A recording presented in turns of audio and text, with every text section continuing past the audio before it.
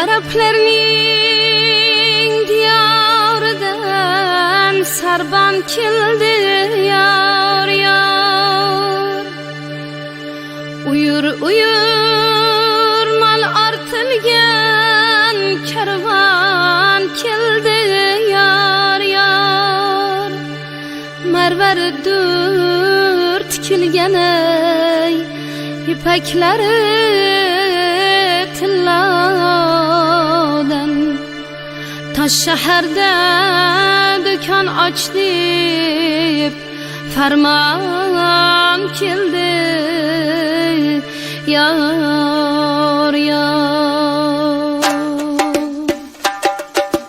Hay hay ulan canana qiz yar yar. Sara sara do'konlardan sep qildirgan yar yar. Kavushlari xorijdan, atirlari Parijdan. Kelavering hoy qoqindi Juzlaqdanmi Xorijdan.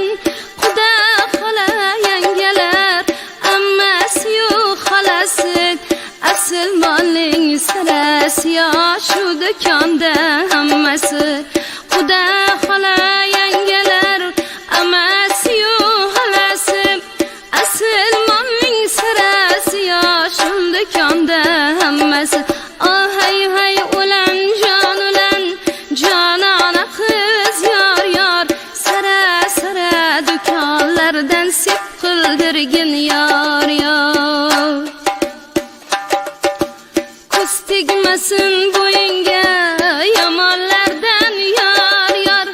Oq ko'ylaging Dubay degan tomonlardan yar yar. Ag'zan altut firmasi yo brendlarning sarasi. Sarson yurmay sarpo qiling kelinchakning onasi. Ag'zan altut firmasi yo brendlarning sarasi. Sarson yurmay sarpo qiling kelinchakning onasi. Hay hay ulan jonim qaqshar yar yar. Sara sara do'konlardan sep qildirgin yar yar. Kipriklari nayzadek, qoshi ko'zi kamonim. Yuragimni yulib ketgan sog'inchlari yomonim. Tovusdek tovlanganim, paranjili jononim. Yo'llariga zor qildirgan iforlari rayhonim. Tovusdek tovlanganim, paranjili jononim. Yo'llariga zor qildirgan iforlari rayhonim. Hay hay ulan canana qiz yar yar. Sara sara do'konlardan sep qildirgin yar yar.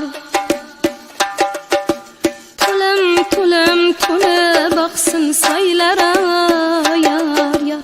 Tun zulmatin yorib chiqsin oylara yar yar. Sog'inchlarim dunyolarga sig'masa yadot. Qiz sotmanglar uzoq joylarga yar yar. Sog'inchlarim dunyolarga sig'masa yadot. Qiz sotmanglar uzoq joylarga yar yar.